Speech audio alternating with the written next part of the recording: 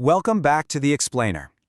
As of June 11th, 2026, the absolute biggest sporting event in human history is officially underway.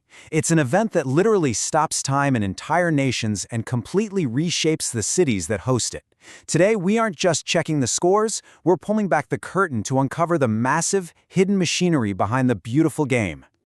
Okay, let's dive into this. Here's our game plan for today. First, we're going to start with the 2026 Mega Tournament. Then we'll look at the economic powerhouse behind it, explore some tactical evolution out on the pitch, and finally, zoom way back out to the future, 2030 and beyond.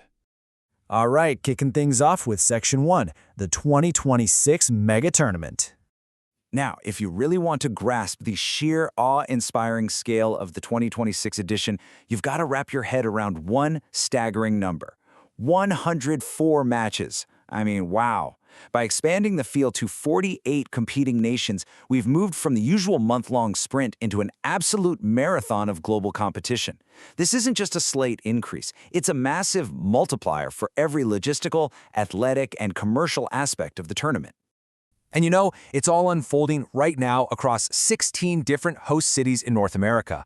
The whole thing kicked off on June 11th with huge opening day wins for Mexico and the Korea Republic. And man, just yesterday, June 12th, the USA grabbed a massive 4-1 victory over Paraguay down in Los Angeles. If you tuned in, the energy right now is just absolutely electric.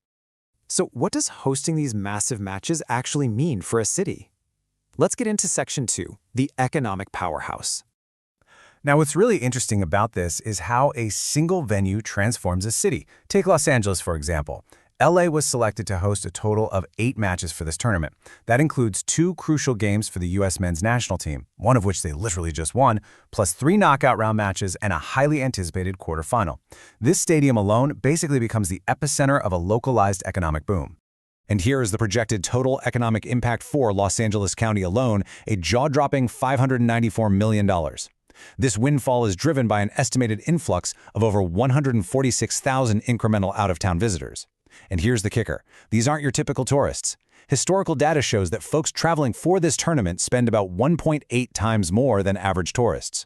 In LA, they're projected to drop an average of $2,350 each. That is a whole lot of foam fingers and stadium hot dogs, right? To really put the gravity of that number into perspective, let's look at this comparison. In 2022, Los Angeles hosted Super Bowl LVI in that exact same stadium. The Super Bowl generated $477 million in economic impact and $22 million in local tax revenue. The 2026 tournament completely blows past that, hitting $594 million and almost $35 million in local taxes.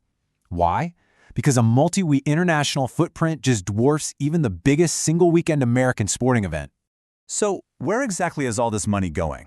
Well, lodging captures the lion's share, pulling in over $158 million from folks booking extended stays. But the wealth really spreads out. Restaurants and bars are looking at a $72 million windfall, and ground transport, taxis, Ubers, limos, sees an almost $46 million boost. But we really need to humanize this data for a second, because this isn't just corporate money shifting around in the ether. This translates directly to a massive $243.2 million gain in actual wages paid to local workers. We're talking extra shifts, overtime, and new temporary hires for the everyday people working in hotels, restaurants, retail shops, and transportation in Southern California. It's a localized economic tidal wave that actually reaches the community. But what is the actual product driving all of this money? Let's shift our focus to the brilliant minds on the pitch for Section 3. Tactical evolution over time.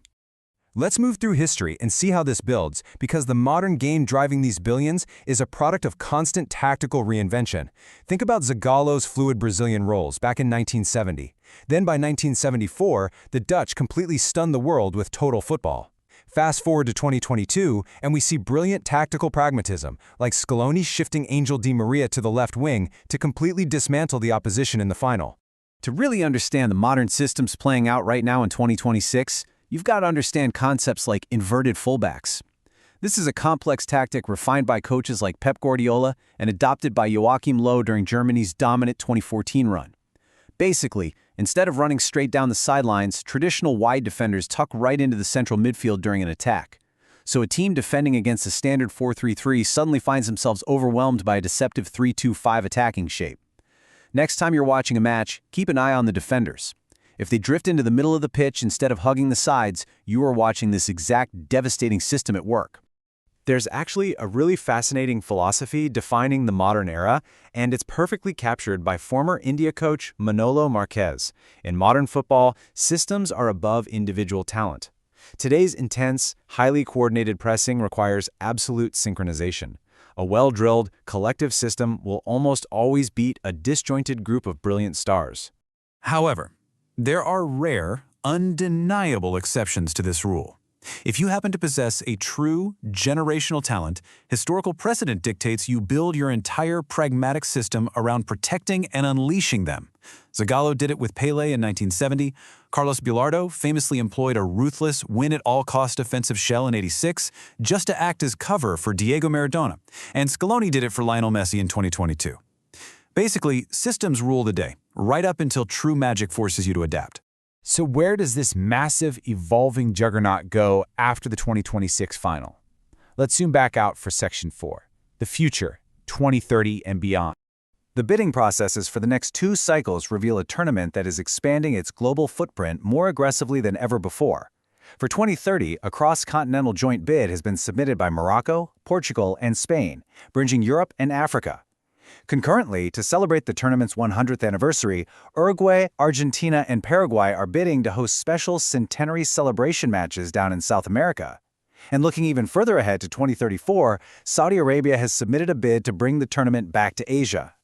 Now, evaluating these bids is an absolutely massive undertaking. The governing body uses targeted dialogue workshops to ensure bids meet strict minimum hosting requirements. And we aren't just talking about having green grass to play on. They impartially evaluate major core pillars, the sheer physical infrastructure and services required, the commercial viability of the event, sustainable event management, so they aren't leaving behind useless megastructures, and a formalized commitment to human rights. Which brings us to a final provocative thought to leave you with today. We've seen how the tournament creates billions in economic impact, right? We see how it spans continents and demands massive infrastructure. But at its core, it is still a game played on a pitch for 90 minutes. So, as the scale of this juggernaut reaches these unprecedented heights, what will truly define the future of the beautiful game? Will it be the perfection of intricate tactical systems, or will it always rely on the unpredictable magic of individual superstars to break those systems apart? Thank you so much for exploring this explainer with me. Keep these dynamics in mind as you watch the rest of the matches unfold. Until next time, keep learning.